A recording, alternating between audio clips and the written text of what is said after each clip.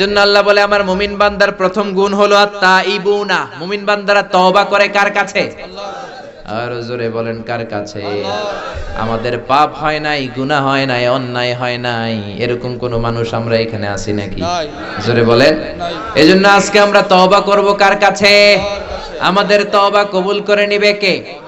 আল্লাহ বললেন আমার মুমিন বান্দার দ্বিতীয় গুণ আল আবিদুনা, ইবাদত করবে কার? ফালিয়াবুদু রাব্ব হাযাল বাইত, আল্লাহ বললেন এই কাবা ঘরের মালিক আল্লাহর ইবাদত করবা। ইবাদত হবে একজনের, তিনি কে? আল্লাহ। আল্লাহ বলে আমার ইবাদত যদি করতে পারো দুইটা জিনিস দিয়ে আমি তোমাদেরকে ধন্য করব। এক হলো ক্ষুধার সময় খাবার দিব, দুই হলো বিপদের সময় নিরাপত্তা দিব। আল্লাহু আকবার। আল্লাযী আত'আমাহুম মিন জু' ওয়া আমানাহুম মিন খাউফ, ক্ষুধা যখন লাগবে তখন আমাদের রিজিকের ব্যবস্থা করে দিবে কে? আল্লাহ। ওয়া আমানাহুম মিন খাউফ, বিপদের সময় ভয়ের সময় আমাদেরকে সিকিউরিটি দিবে কে? আল্লাহ। পৃথিবীর কেউ কোনোদিন আমাদের রিজিকের ব্যবস্থা করতে পারবে না একজন ছাড়া, তিনি কে? আল্লাহ। এজন্য আল্লাহ বললেন ফালিয়াবুদু রাব্ব হাযাল বাইত, এই কাবা ঘরের রব আল্লাহর ইবাদত করো, রিজিক দিবে কে? আল্লাহ। দিও তৃষ্ণা পেলে ঠান্ডা পানি, ক্ষুধা পেলে লবণ ভাত, আল্লাহ এই গরিবের শোনো শোনো মুনাজাত, আল্লাহ এই গরিবের শোনো শোনো মুনাজাত, আল্লাহ এই গরিবের। পড়ে না আমিন। এজন্য তৃষ্ণা পেলে আমাদেরকে ঠান্ডা পানির ব্যবস্থা করে কে? আল্লাহ। ক্ষুধা পেলে রিজিকের ব্যবস্থা করে কে? এরপরে আল্লাহ বললেন আমার ইবাদত করলে যেমনি রিজিক দেব তেমনি আমি তোমাদেরকে সিকিউরিটি দেব। আমাদেরকে নিরাপত্তা দিতে পারে কে? আল্লাহ। নাকি র‍্যাব দিবে? নাকি পুলিশ? নাকি বডিগার্ড? কত মন্ত্রীর কত বডিগার্ড চারদিকে দাঁড়ায় থাকে, গুলি এসে ঠিক মন্ত্রীর কপালে পড়ে, মন্ত্রী মরে যায়। সবাই বডিগার্ডের ধরে বেটা লাখ টাকা বেতন নেস, বডিগার্ড, মন্ত্রী মরল কেন?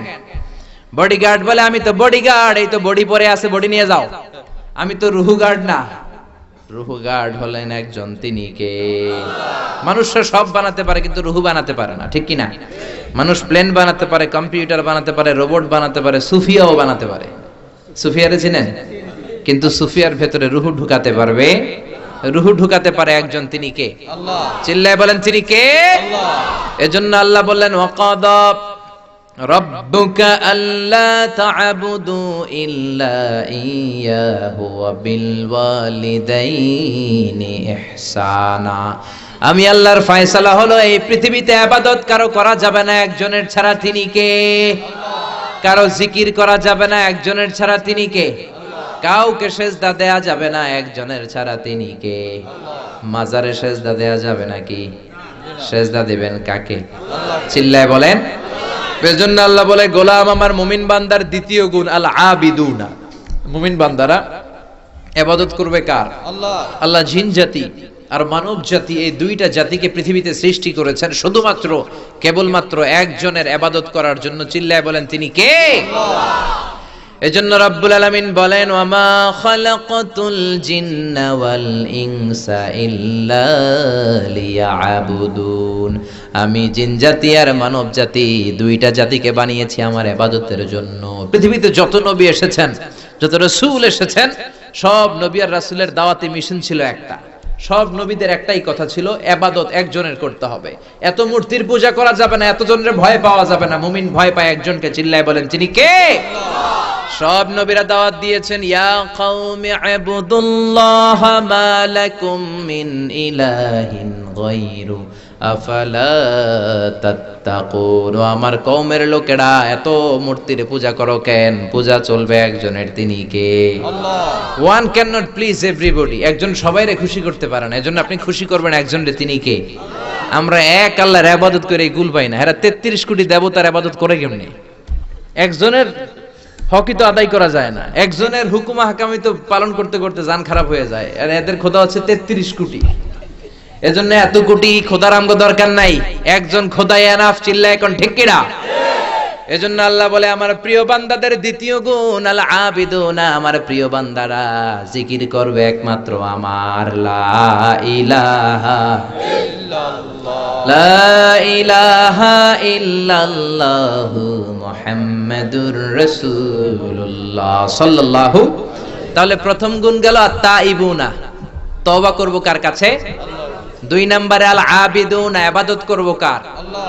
আমরা অনেকে ইবাদত নিয়ে কনফিউশনে থাকি। আমরা মনে করি শুধু নামাজ পড়াটাই ইবাদত, শুধু রোজা রাখাটাই ইবাদত, শুধু জিকির করাটাই ইবাদত। আসলে বিষয়টা এমন নয়। ইবাদত হচ্ছে একটা কম্প্রিহেন্সিভ বিষয়। যে কাজ করলে আল্লাহ খুশি, যে কাজ করলে মানবতার কল্যাণ হয়, সবটাই ইবাদত, ঠিক কি না? যাদের মধ্যে অক্ষর জ্ঞান নাই তাদেরকে অক্ষর জ্ঞান দিবেন, ইবাদত হিসেবে কবুল করে নিবে কে? শীতের রাতে রাস্তাঘাটে, হাইওয়ের মধ্যে, রেল স্টেশনে, বাস স্টেশনে পথ শিশুগুলো ঠান্ডার মধ্যে শুয়ে থাকে, তাদের গায়ে যদি কম্বল দিয়ে আসতে পারেন, এইটারও ইবাদত হিসেবে কবুল করে নিবে কে? আপনি আপনার ছেলে মেয়েদেরকে যে সময় দেন, এটাকেও ইবাদত হিসেবে কবুল করে নিবে কে? স্ত্রীকে যে সময় দেন, ইবাদত হিসেবে কবুল করে নিবে কে? আপনার কোন ভাইকে যদি আপনি ভালো কোনো সাজেশন দেন, সুন্দর কোনো পরামর্শ দেন, ওইটারও ইবাদত হিসেবে কবুল করে নিবে কে? আদ-দাল্লু আলাল খাইরি কাফাইলিহি। বিশ্বনবী বললেন, কেউ যদি ভালো কাজের কথা বলে, ভালো কাজ করলে যেই সব, কথা বলে দেখাই দিল ওই সব, চিল্লায় এখন আল্লাহু আকবার। এজন্য আল্লাহ বলে আমার মুমিন বান্দার প্রথম গুণ তওবা করবে কার কাছে? আল্লাহর কাছে। আমার মুমিন বান্দার দ্বিতীয় গুণ আল আবিদুনা, মুমিন বান্দা শুধু ইবাদত করবে একজনের, চিল্লায়া বলেন তিনি কে? আল্লাহ ছাড়া অন্য কারো ইবাদত যদি করেন, আপনি মুমিন থাকতে পারবেন না, আপনি মুশরিক হয়ে যাবেন, ঠিক কি না? আল্লাহ বলে ইয়া আবদি লাউ আতাইতানি বিকরাবিল আরদি খাতায়া, ও গোলাম, কিয়ামতের দিন পাহাড় পরিমাণ গুনাহ নিয়ে, জমিন পরিমাণ গুনাহ নিয়ে যদি তুমি আমি আল্লাহর কাছে হাজির হয়ে যাও, ওই গুনার মধ্যে যদি শিরকের গুনাহ না থাকে, আমি আল্লাহ পাহাড় পরিমাণ, জমিন পরিমাণ দয়ার ক্ষমা নিয়ে তোমার কাছে হাজির হয়ে যাব। আল্লাহ, শিরক করা যাবে না। আল্লাহ সব গুনাহ মাফ করে, শিরকে মাফ করে না।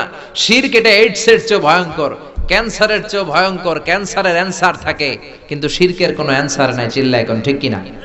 এজন্য আমরা যখন নামাজে দাঁড়াই, আল্লাহ বলে আগে ঘোষণা দাও তুমি মুশরিক না মুমিন। আমরা বলি ওয়াজ্জাহাতু ওয়াজহিয়া লিল্লাযী ফাতারাস সামাওয়াতি ওয়াল আরদা হানিফান ওয়া মা আনা মিনাল মুশরিকিন। ওয়া মা আনা মিনাল মুশরিকিন। আল্লাহ আমি মুশরিক না। নামাজের আগে ঘোষণা দিই আমরা মুশরিক না। হজ করতে গেলেও আল্লাহ বলে আগে ঘোষণা দাও মুমিন না মুশরিক। আমরা পড়ি লাব্বাইক আল্লাহুম্মা লাব্বাইক লাব্বাইক লা শারীকা লাকা। আমরা বলি আল্লাহ আপনার সাথে কোনো শরীক নাই, এজন্য ইবাদত হবে কার? মুমিন বান্দার দ্বিতীয় গুণ আল আবিদুনা, ইবাদত হবে শুধুমাত্র, কেবলমাত্র, একমাত্র একটি সত্তার, তিনি কে? আল্লাহ। আল্লাহ বললেন আমার মুমিন বান্দার তৃতীয় গুণ আল হামিদুনা, মুমিন বান্দারা সব সময় বিপদে আপদে, সকালে বিকালে, শীতকালে গ্রীষ্মকালে প্রশংসা করে কার? এই জন্য প্রশংসার নামে আল্লাহ একটা সূরা দিলেন। এই সূরাটা প্রত্যেক নামাজের মধ্যে পড়াটারে ফরজ করে দিল কে? আল্লাহ। সূরাতুল ফাতিহার আরেকটা নাম হলো সূরাতুল হামদ, মানে প্রশংসার সূরা। আর বিশ্বনবী হলেন রাইসুল হামিদিন, সব প্রশংসাকারীদের লিডার। বিশ্বনবী লিওয়াউল হামদ, মানে হামদের পতাকা, প্রশংসার পতাকা নিয়ে কিয়ামতের দিন আমরা সব গুনাহগার উম্মতদেরকে নিয়ে হাঁকাতে হাঁকাতে জান্নাতের দরজায় ধাক্কা দিয়ে জান্নাতে ঢুকবে। সুবহানাল্লাহ। বিশ্বনবী যখন জান্নাতে ঢুকবে, হাতে একটা পতাকা, পতাকার মধ্যে লেখা থাকবে লিওয়াউল হামদ, মানে প্রশংসার পতাকা। সুবহানাল্লাহ। সুবহানাল্লাহ পড়তে পারলেন না?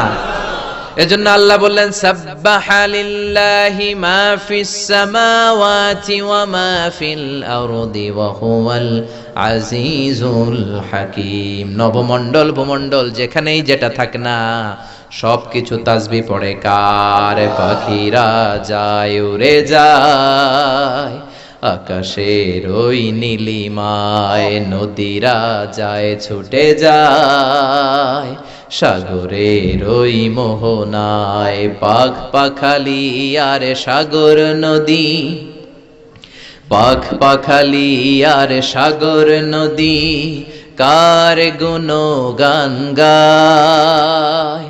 আল্লাহু আল্লাহ আল্লাহু আল্লাহ আল্লাহর গুণগান গায়। পড়েন পড়েন, আল্লাহু আল্লাহ আল্লাহু আল্লাহ আল্লাহর গুণগান গায়। আল্লাহু আকবার। এজন্য নভমণ্ডল ভূমণ্ডল যেখানেই যেটা থাক না সবকিছু তাসবিহ পড়ে কার? বিষ্ণু নবী